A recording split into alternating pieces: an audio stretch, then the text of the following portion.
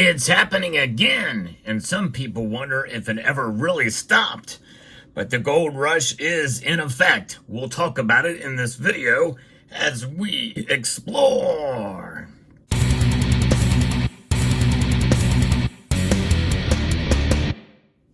Seeing gold continuing to rise in price has many people speculating and wondering how can these nations continue to accumulate gold at the pace they are. China has put a pause officially on gold that they've been accumulating. However, remember, China is a huge producer of gold as well. And we know that China operates in secret most of the time. So we really don't know exactly whether or not they've stopped or not. But we have new data that's come out, piggybacking on a recent report about nations adding gold to the reserves. We can add a few more, 3 actually, in one. We're not quite sure exactly. This is a new report about Iraq Central Bank has continued to accumulate gold. And is this piggybacking on what's happened before? Because they did record a video about this some time ago. And this is something that the Central Bank of Iraq has further expanded its gold reserves, adding 4 tons to its holdings in June and July.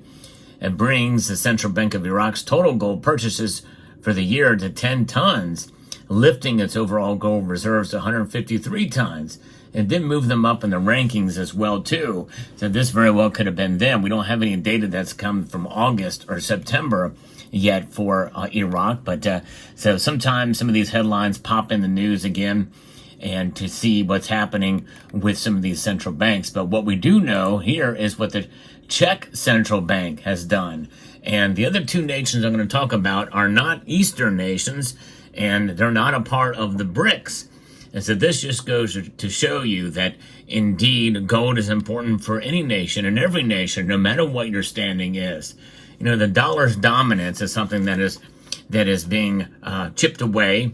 It's being challenged right now. De-dollarization is a real thing, no question about it. But a lot of these nations, they operate aside from and independent of that because, you know, the dollar is being inflated everywhere in terms of its loss of value. And because they keep printing more and digitizing more of these dollars. So they're holding gold. The ultimate safe haven for sure. Central banks accumulate gold, and especially after April of 2019, when the Bank of International Settlements, known as the Central Bank of Central Bankers, has relegated gold to it as a tier 1 asset, putting it on par with and equal to gold. So 2 other nations are now adding gold, adding to this gold rush, adding gold to their reserves here. The Czech Central Bank continue its gold buying spree, adding to its reserve for the 19th consecutive month. That's right. So they never really stopped. Total gold holdings now exceed 46 tons there. The Czech National Bank has continued its gold buying spree, adding another 1.6 tons to its reserves in September. This marks the 19th consecutive month of gold purchases by the CMB, bringing its total gold holdings to over 46 tons. Now, that may seem like a pittance compared to other nations like Germany and the United States, which has 8,133 tons. But remember, the United States has held gold for a long time. That is the gold standard of gold holdings, if you believe it's there. There's a lot of people that do not believe that the gold is there. We really do need a transparent audit, not only for us, but to show our power around the world. He who has the gold makes the rules. And right now, we've been using the dollar to make the rules. And so far, that's not really working out so great for us now with the weaponization thereof. But, you know, it is interesting to see gold has no agenda. It does not have an allegiance to any ideology, to any nationality, to any kind of world power. It is not bent or made a decision as to what kind of powers hold it. It doesn't really care. But 46 tons may not seem like a lot for the Czechs, but I tell you, it is a good start. And the fact that they're continuing to do it, it does provide a fair amount of protection, especially considering that a much more powerful country, Canada, has 0. That's right. Some say 77 ounces, according to an article back in 2016. but my guess is probably that is just what they have, I guess set aside at any given point in time for use, maybe by the Mint, but who knows? I don't know. I would love to know more about that because I find that fascinating. But their decision, the Czech National Bank's, to accumulate gold is likely motivated by a desire to diversify its foreign exchange reserves and hedge against potential economic and financial risk. Gold is often seen as a safe haven asset that can appreciate during times of uncertainty, for sure. No question about that. Their gold purchases are part of a broader trend among central banks around the world. In recent years, many central banks have increased their gold holdings as a way to protect their economies from geopolitical risk and currency volatility. By the way, to the tune of the highest level of accumulation since 1967. Also, now more central banks hold gold than ever before in world history. That should tell you something, folks. Gold is treasured, and for good reason. The Czech National Bank's continued gold buying spree suggests that the bank remains confident in the long-term value of gold. As the global economic landscape continues to evolve, it is likely that other central banks will follow suit, and they are. Now, let's pause over to what Poland is doing. That's right, Poland is surging their gold reserves by 22 tons. That's right. And this is a Eastern European nation as well. The National Bank of Poland has confirmed that its gold reserves surged by a substantial 22 tons in September. The significant addition brings the NBP's total gold holdings to 420 tons, representing 16% of its overall reserves by having this beautiful metal in its vaults, central bank vaults. Yes. The NBP's decision to significantly increase its gold reserves aligns with the global trend of central banks diversifying their foreign exchange portfolios and seeking safe haven assets.